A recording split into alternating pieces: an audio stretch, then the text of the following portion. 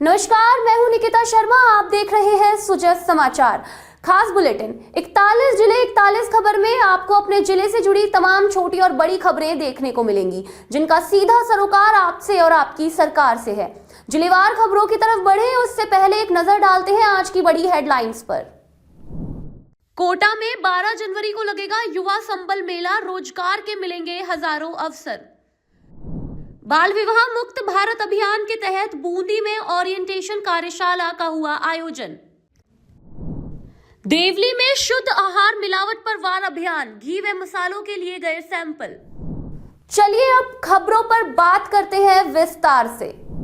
युवाओं को रोजगार, स्वरोजगार और उद्यमिता से जोड़ने के उद्देश्य से 12 जनवरी 2026 को कोटा के दशहरा मैदान में युवा संबल मेले का आयोजन किया जाएगा।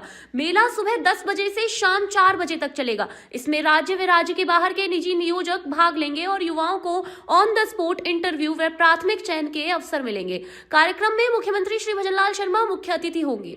जिला कलेक्टर श्री पीयूष समारिया ने तैयारियों की समीक्षा करते हुए व्यवस्थाओं को सुव्यवस्थित व सुरक्षित बनाने के निर्देश दिए। विवेकानंद जयंती के अवसर पर 12 जनवरी को अजमेर में स्वदेशी संकल्प दौड़ का आयोजन किया जाएगा। स्वदेशी जागरण मंच के तत्वाधान में आयोजित इस दौड़ में स्कूल व कॉलेज के करीब 5000 विद्यार्थियों को जोड़ने का लक्ष्य रखा गया है। आयोजन को लेकर सम्राट पृथ्वीराज चौहान राजकीय महाविद्यालय में शिक्षा विभाग के प्रिंसिपल्स की बैठक आयोजित हुई। बैठक में स्वदेशी को जन आंदोलन बनाने, उद्यमिता, स्वावलंबन और स्वरोजगार के महत्व पर चर्चा की गई। शिक्षा विभाग ने सभी विद्यालयों को सक्रिय भागीदारी के निर्देश जारी किए हैं। भरतपुर में भ्रष्टाचार निरोधक ब्यूरो ने बड़ी कार्रवाई करते हुए विद्युत विभाग के 2 अधिकारियों को रिश्वत लेते पकड़ा है। एसीबी के अतिरिक्त पुलिस अधीक्षक श्री अमित सिंह ने बताया कि प्रधानमंत्री सूर्य घर योजना के तहत मिनी प्लांट के विद्युत कनेक्शन के बदले रिश्वत मांगी जा रही थी। प्रत्येक फाइल पर 5000 रुपए की मांग थी और कुल सौदा 90,000 में तय हुआ था। सत्यापन के बाद एसीबी ने घासीराम कॉलोनी में जेईएन अभिषेक को 50,000 रुपए लेते गिरफ्तार किया। वहीं एक्सीएन मोहित कटियार को आगरा के किरावली से पकड़ा गया। बीकानेर में ऊंट उत्सव यानी कैमल फेस्टिवल की शुरुआत शुक्रवार को मनवार कार्यक्रम के साथ हुई। जिला उद्योग संघ में आयोजित इस कार्यक्रम में केंद्रीय कानून मंत्री श्री अर्जुन राम मेघवाल, विधायक श्री जेठानंद व्यास सहित कई जनप्रतिनिधि और गणमान्य लोग शामिल हुए।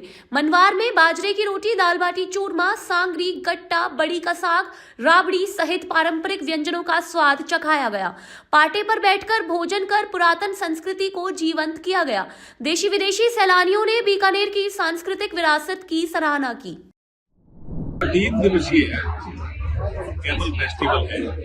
बहुत पहला दिन मैंने हेरिटेज बात, अभी हम इस प्रोग्राम में बैठे हैं। इस प्रोग्राम का नाम है बात में। विदेशी मेहमान भी है, हमारे स्थानीय लोग भी है। ये हम मनवार करके भोजन कराते हैं। ये हमारी संस्कृति का एक विशिष्ट रूप है। इसका जब प्रसार होगा तो निश्चित रूप से बीकानेर की संस्कृति को जो महोत्सव है वो हमारे बीकानेर के लिए बहुत ही महत्वपूर्ण है, ऐसा देखा जा रहा है। सबसे पहला तो इस बार जो आगाज हुआ है वो आगाज एक ऐसे स्थान से हुआ है, हेरिटेज जो वो शुरू हुआ ऐसे स्थान से जो कि बीकानेर की स्थापना के समय में माना जाता है पहला वो किला। और दूसरी बात, हमारे बीकानेर का सेठ जो कहा जाता है भगवान श्री लक्ष्मीनारायण जी महाराज, उनके परिसर से शुरू है। तो ये हमारे लिए बहुत महत्वपूर्ण है पहली बात तो। और वो जो लक्ष्मीनारायण जी का मंदिर है वो हर दृष्टि से भी, पर्यटन दृष्टि से बहुत महत्वपूर्ण है। वो देखा जाए तो हमारे आस्था की दृष्टि तो है ही, लेकिन पर्यटन दृष्टि वो बहुत महत्वपूर्ण है। और वहां से जब शुरू होके और जब ये हेरिटेज वॉक शुरू हुआ तो रास्ते में जो स्वागत हुआ बीकानेर की संस्कृति और परंपराओं के अनुसार, तो वहाँ कहीं भुजियों से, कहीं शहर की जो दूध की मलाई होती है उससे, कहीं अपने घेवर से, यानी जो यहाँ होती है। और पुष्प वर्षा भी हुई तो लोगों ने आत्मीयता से ऐसा उसका स्वागत किया। और स्वागत करते हुए, और ये जो 1000 हवेलियों का शहर है उसमें मुख्य मार्गों से ये चलता हुआ और हमारे जो ये रामपुरा हवेली के वहां जाके संपन्न हुआ। कैमल फेस्टिवल को शुभकामनाएं के लिए, और ये जोरों शोरों से साथ संस्कृति आती है तो संस्कृति में ऐसे लगता है कि फेस्टिवल आने वाला है, इंतजार रहता है सबको। 3-4 दिन घूमेंगे, खाएंगे, नाचेंगे और जोरों का मजा लेंगे। लेकिन आज हमारे जिला उद्योग संघ में जो भारतीय संस्कृति से बैठकर खाने मनवार भोजन जो पार्टी पर बैठ के ये भोजन ले रहे हैं, अपने आप में कर रहे हैं। और ये संस्कृति हमारे बीकानेर में संस्कृति के सारे कार्यक्रम संस्कृति के साथ में बहुत अच्छे से होते हैं। बीकानेर के जिला उद्योग संघ में मनवार कार्यक्रम आयोजित किया जा रहा है, जिसके अंतर्गत यहाँ पर परंपरागत भोजन देशी और विदेशी सैलानियों को परोसा जा रहा है। ये एक नवाचार इस बार शुरू किया गया है जिला उद्योग संघ की ओर से। वजह यह है कि यहाँ पर बीकानेर में कैमल फेस्टिवल हो रहा है, जो आज 8 तारीख से शुरू हुआ है और 11 तारीख तक चलेगा। इस दौरान 3 दिन विभिन्न आयोजन होंगे और इन आयोजनों में भी एक आयोजन एक नवाचार के रूप में शामिल हुआ है, जिसमें आप देख सकते हैं पीछे केंद्रीय कानून मंत्री अर्जुन राम जी मेघवाल, यहाँ के विधायक जेठानंद जी व्यास सहित यहाँ के शहर के गणमान्य लोगों ने शिरकत की है। और परंपरागत भोजन में बाजरे की रोटी, बड़ी का साग, ढोकला, कड्डी, इस तरह से जो राजस्थान के व्यंजन हैं, विशेष तौर से बीकानेर के मोठ से बने उन व्यंजनों को यहाँ परोसा गया है। और यहाँ सभी जो अतिथि हैं उस भोजन का आनंद ले रहे हैं मनवार में। तो मनवार है तो जाहिर सी बात है कि प्यार और स्नेह यहाँ पर भरपूर है। बीकानेर से मैं सुजस राजस्थान के लिए नरेश पाल। नावा में चाइनीज मांझे की लगातार मिल रही शिकायतों के बाद प्रशासन ने सख्त कदम उठाए हैं। एसडीएम के निर्देश पर नावा पुलिस और नगरपालिका की संयुक्त टीम ने शहर की पतंग दुकानों पर सर्च अभियान चलाया। Police head constable Shri Ram Kalyan और पालिका कनिष्ठ अभियंता श्री नरेंद्र सारस्वत ने दुकानों की जांच की। इस दौरान दुकानदारों को चाइनीज मांझा न रखने की सख्त हिदायत देते हुए नोटिस जारी किए गए। हालांकि तलाशी में कहीं भी चाइनीज मांझा नहीं मिला, लेकिन शहर में इसकी बिक्री को लेकर प्रशासनिक कार्रवाई पर सवाल भी उठ रहे हैं। देवली में शुद्ध आहार मिलावट पर वार अभियान के तहत चिकित्सा एवं स्वास्थ्य विभाग ने खाद्य पदार्थों की जांच तेज कर दी है। खाद्य सुरक्षा आयुक्त टी शुभमंगला व जिला कलेक्टर कल्पना अग्रवाल के निर्देश पर गठित टीम ने देवली उपखंड में कार्रवाई की। खाद्य सुरक्षा अधिकारी श्री मदनलाल गुर्जर के नेतृत्व में जेके प्रोविजन स्टोर से घी ग्वाल कृष्ण ब्रांड का नमूना लिया गया और 76 लीटर घी को जांच रिपोर्ट आने तक सीज किया गया। वहीं 20 लीटर एक्सपायर सरस घी मौके पर ही नष्ट कराया गया। अन्य दुकानों से धनिया पाउडर व मूंगफली के तेल के नमूने भी जांच के लिए भेजे गए।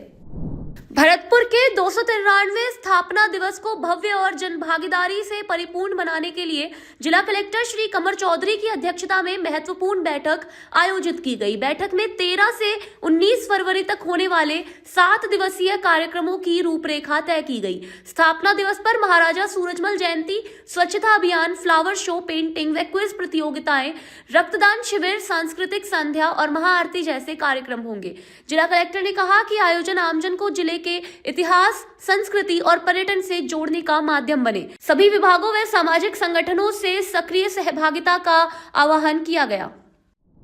माननीय जिला कलेक्टर महोदय की अध्यक्षता में आज भरतपुर स्थापना दिवस एवं महाराजा सूरजमल जयंती के उपलक्ष्य में होने वाले भरतपुर के 7 दिवसीय कार्यक्रमों के उपलक्ष्य में आज बैठक रखी गई, जिसमें विभिन्न अधिकारीगण एवं लोहगढ़ विकास परिषद एवं अन्य जो हमारी सामाजिक संस्थाएं हैं जो इस कार्यक्रम में भाग लेती हैं और भागीदार बनती हैं, उन सभी की मीटिंग ली गई और उसमें रूपरेखा डिस्कस की गई कि क्या क्या चीज़ें हमें करवानी है, क्या नयापन हम इस कार्यक्रम में ला सकते हैं, किस तरह से हम यहाँ के धरोहर और यहाँ के जो गौरवशाली इतिहास है उसको लोगों तक ज़्यादा से ज़्यादा पहुँचा सकते हैं एवं टूरिस्ट को यहाँ पर हम पर्यटकों को अट्रैक्ट कर सकें। इसके लिए हम लोग क्या नया कर सकते हैं, क्या ऐसा कर सकते हैं जिससे ज़्यादा से ज़्यादा लोगों की जन सहभागिता हो, इस विषय में आज ये बैठक रखी गई है।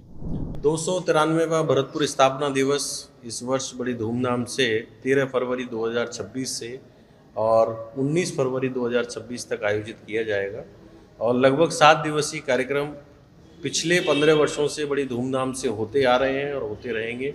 विभिन्न सामाजिक संगठनों, विभिन्न धार्मिक संस्थाओं के द्वारा, क्लब, NGOs के द्वारा, जन सहयोग के द्वारा, लोहागढ़ विकास परिषद एवं भरतपुर जिला प्रशासन के सौजन्य से और जन सहभागीदारी से ये कार्यक्रम आयोजित होते रहे हैं। और इस वर्ष भी 13 तारीख को महाराजा सूरजमल जी की जयंती पर जो स्मारक है किले में किशोरी महल पर, उसमें पुष्पांजलि से प्रारंभ होके और वहीं पे एक संगोष्ठी का भी आयोजन हमारे माननीय समाज सेवी गिरधारी तिवारी जी भी उनके सौजन्य से आयोजित की जाएगी। विभिन्न स्थानों पर कार्यक्रम आयोजित किए जाएंगे और एक ग्रैंड इवेंट जो है 19 तारीख को शाम को शास्त्री पार्क जो हमारे गना बर्ड सेंचुरी के सामने है, वहाँ पे एक सेलिब्रिटी नाइट का आयोजन जो पूर्व में भी होता आया है और ये एक शहर का एक बहुत बड़ा एक संदेशात्मक एक कार्यक्रम रहता है। उसमें महिला, बच्चे, सब बुजुर्ग सब उसमें भागीदारी लेते हैं। मुख्यमंत्री श्री भजनलाल शर्मा के नेतृत्व में संचालित जन कल्याणकारी योजनाओं के तहत छोटी सादड़ी में नगर पालिका द्वारा संचालित निशुल्क रैन बसेरा का अतिरिक्त जिला न्यायाधीश श्री केदारनाथ ने औचक निरीक्षण किया। निरीक्षण के दौरान रैन बसेरा में ठहराव, स्वच्छता और मूलभूत सुविधाओं का जायजा लिया गया, जो संतोषजनक पाई गई। न्यायाधीश ने व्यवस्थाओं की सराहना की। इसके बाद गांधी चौराहा पर आमजन को उनके विधिक अधिकारों की जानकारी दी गई और राजस्थान राज्य विधिक सेवा प्राधिकरण की निशुल्क कानूनी सहायता हेल्पलाइन 15100 के बारे में बताया। न्यायालय के निर्देशानुसार व राज्य विधिक सेवा प्राधिकरण के निर्देशानुसार आज छोटी सादड़ी उपखंड पर स्थित रैन बसेरे का औचक निरीक्षण किया गया, सुविधाओं का अवलोकन किया गया। वहाँ सर्दी से बचने के लिए यात्रियों के लिए रजाई गद्दे, पानी की व्यवस्था और कम शुल्क पर भोजन की व्यवस्था हेतु अन्नपूर्णा रसोई के बारे में लोगों को अवगत कराया गया तथा राजसा के जो टोल फ्री नंबर 15100 के बारे में लोगों को यहाँ जानकारी दी गई तथा राजसा से जारी मोबाइल वैन जो लोगों को उनके अधिकारों के बारे में जागरूक हो, यहाँ आज 50 के साथ छोटी सादड़ी में किया गया। संभागीय आयुक्त श्री अनिल कुमार अग्रवाल ने जिला परिषद और कलेक्ट्रेट कार्यालय का निरीक्षण कर प्रशासनिक व्यवस्थाओं की समीक्षा की। उन्होंने साफ सफाई, पुरानी फाइलों के निस्तारण और रिकॉर्ड के सुव्यवस्थित रखरखाव पर विशेष जोर दिया। आरटीआई के लंबित मामलों पर नाराजगी जताते हुए सभी प्रकरण प्राथमिकता से निपटाने के निर्देश दिए। सांसद विधायक कोष, पीएम आवास योजना और अन्य योजनाओं की प्रगति की समीक्षा की गई। पीएम आवास योजना में देरी पर अधिकारियों को तत्काल सहायता जारी करने के निर्देश दिए गए। साथ ही संपर्क पोर्टल, खाद्य सुरक्षा आवेदनों और ईवीएम वेयरहाउस की व्यवस्थाओं का भी निरीक्षण किया गया। बाल विवाह जैसी सामाजिक कुरीति को समाप्त करने के उद्देश्य से जिला प्रशासन सहित विभिन्न विभागों और राइज फाउंडेशन के संयुक्त तत्वाधान में बाल विवाह मुक्त भारत अभियान के अंतर्गत 1 दिवसीय जिला स्तरीय ओरिएंटेशन कार्यालय आयोजित की गई। कार्यशाला में अधिकारियों और मैदानी कार्मिकों ने बाल विवाह रोकने की रणनीतियों पर चर्चा की। जिला विधिक सेवा प्राधिकरण की सचिव सरिता मीणा ने कानूनी प्रावधानों की जानकारी दी। चाइल्ड हेल्पलाइन कार्मिकों ने लघु नाटिका के माध्यम से बाल विवाह के दुष्प्रभाव बताए। समापन पर सभी प्रतिभागियों को बाल विवाह मुक्त भारत की शपथ दिलाई गई। मुख्य चिकित्सा एवं स्वास्थ्य अधिकारी डॉक्टर ओपी सामर ने जिले भर में प्रधानमंत्री सुरक्षित मातृत्व अभियान की सघन मॉनिटरिंग की। हिंडोली ब्लॉक के चिकित्सा संस्थानों का निरीक्षण कर उन्होंने गर्भवती महिलाओं की प्रसव पूर्व जांच, समय पर उपचार और परामर्श की गुणवत्ता सुनिश्चित करने के लिए दिशा निर्देश दिए। अभियान के दौरान उच्च जोखिम वाली महिलाओं को चिन्हित कर प्राथमिकता से उपचार व परामर्श दिया गया। मां वाउचर योजना के तहत निशुल्क सोनोग्राफी और पिंक पखवाड़ा अभियान के तहत आयरन व कैल्शियम की नियमित उपलब्धता सुनिश्चित की गई। महिलाओं को सुरक्षित प्रसव, पोषण और देखभाल के महत्व की जानकारी भी दी गई। संभागीय आयुक्त श्री शक्ति सिंह राठौड़ ने शुक्रवार को विशेष गहन पुनरीक्षण 2026 के तहत मतदाता सूची अद्यतन की प्रगति की समीक्षा हेतु राजनीतिक दलों के प्रतिनिधियों के साथ बैठक की। जिला निर्वाचन अधिकारी जसमीत सिंह संधू ने बताया कि प्रथम चरण में 19,21,127 मतदाताओं को गणना प्रपत्र वितरित किए गए, जिनमें से 17,52,930 ने प्रपत्र जमा कराए। अप्राप्त 1,68,197 प्रपत्रों में मृत, स्थानांतरित और अनुपस्थित मतदाता शामिल हैं। द्वितीय चरण 16 दिसंबर 2025 से 15 जनवरी 2026 तक दावे और आपत्तियों के लिए जारी रहेगा। अंतिम मतदाता सूची 14 फरवरी 2026 को प्रकाशित की जाएगी। जिले में आयोजित प्रथम जिला स्तरीय राजस्व खेलकूद प्रतियोगिता का समापन राजकीय बालिका उच्च माध्यमिक विद्यालय खेल मैदान में उत्साहपूर्ण वातावरण में संपन्न हुआ। समापन समारोह में वरिष्ठ प्रशासनिक अधिकारी, विभागीय कर्मचारी और खिलाड़ी मौजूद रहे। मुख्य अतिथि ने कहा कि खेलकूद शारीरिक स्वास्थ्य के साथ टीम भावना, अनुशासन और समन्वय को मजबूत करती है। प्रतियोगिता में उत्कृष्ट प्रदर्शन करने वाले खिलाड़ियों और टीमों को पुरस्कार एवं प्रमाण पत्र प्रदान कर सम्मानित किया गया। आयोजन समिति ने सभी सहयोगियों और स्वयंसेवकों का आभार व्यक्त किया और भविष्य में इस प्रकार की खेलकूद गतिविधियों के नियमित आयोजन पर बल दिया। भारत निर्वाचन आयोग के निर्देशानुसार विधानसभा क्षेत्रों की मतदाता सूचियों के विशेष गहन पुनरीक्षण के तहत नोटिस फेज के प्रभावी क्रियान्वयन के लिए वीडियो कॉन्फ्रेंस का आयोजन किया गया। मुख्य निर्वाचन अधिकारी श्री नवीन महाजन की अध्यक्षता में आयोजित बैठक में सभी जिलों के जिला निर्वाचन अधिकारी और संबंधित विभागीय अधिकारी शामिल हुए। अधिकारियों को मतदाता प्रविष्टियों में संशोधन, विलोपन या संदेहास्पद मामलों में समयबद्ध सुनवाई, पारदर्शी नोटिस वितरण और अभिलेखीकरण सुनिश्चित करने के निर्देश दिए गए। फॉर्म 6 के संबंध में स्कूल, कॉलेज और कोचिंग संस्थानों में जागरूकता कैंप आयोजित करने पर भी जोर दिया गया। सलुम्बर में राष्ट्रीय आयुष मिशन और आयुर्वेद विभाग के संयुक्त तत्वाधान में महावीर इंटरनेशनल के सहयोग से 10 दिवसीय निःशुल्क आयुर्वेद शल्य चिकित्सा शिविर आयोजित किया गया। आईपीडी शल्य चिकित्सालय में 126 और बहाया ओपीडी में 322 मरीजों का सफलतापूर्वक उपचार किया गया। चिकित्सकों और परिचारकों ने सुबह 5 बजे से रोगियों की सेवा, सेक और गर्म पानी जैसी देखभाल प्रदान की। मरीज सेवा और आयुर्वेदिक उपचार से संतुष्ट हैं। परिचालकों में सोमाराम, निर्भय सिंह भाटी सहित कई लोग मरीजों की सुविधा के लिए परिवार की तरह समर्पित रूप से लगे रहे। विद्याधर नगर स्थित राजस्थान पुलिस अकादमी सभागार में 60वां महानिरीक्षक पुलिस सम्मेलन संपन्न हुआ। सम्मेलन में राज्य के सभी पुलिस अधीक्षक, उपायुक्त, रेंज महानिरीक्षक और वरिष्ठ अधिकारी शामिल हुए। सम्मेलन में विशेषज्ञों और केंद्रीय एजेंसियों के प्रतिनिधियों के माध्यम से थानों के सुदृढ़ीकरण, फोरेंसिक क्षमता, मादक पदार्थ तस्करी रोकथाम, आपदा प्रबंधन और प्रधानमंत्री के विकसित भारत 2047 के लक्ष्य में पुलिसिंग की भूमिका पर विस्तार से चर्चा की गई। 2 दिवसीय कार्यक्रम का उद्देश्य अधिकारियों को वर्तमान राष्ट्रीय परिस्थितियों और सर्वोत्तम प्रथाओं की जानकारी देना तथा कार्यक्षमता बढ़ाना था। धौलपुर की 6ठी बटालियन RAC परिसर में आयोजित 45वां अंतर बटालियन रेंज स्तरीय खेलकूद प्रतियोगिता उत्साह और खेल भावना के साथ संपन्न हुई।